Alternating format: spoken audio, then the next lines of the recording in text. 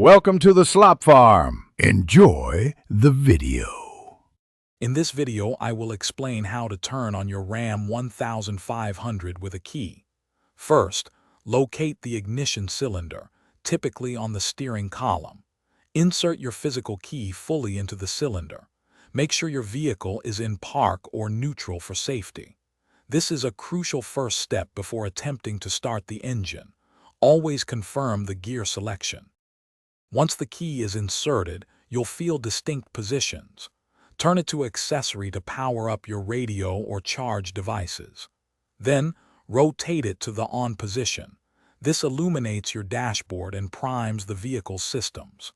Finally, turn and hold the key firmly in the start position until the engine catches, then release it immediately.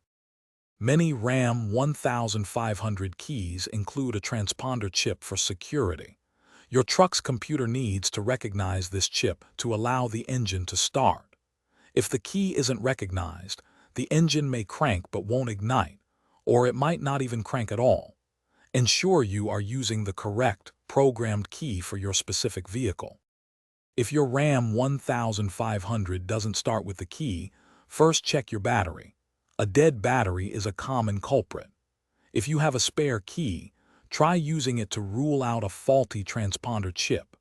For persistent issues, refer to your owner's manual for specific troubleshooting steps or consider contacting a certified service technician for assistance. Thanks for watching. Consider subscribing if we helped you today.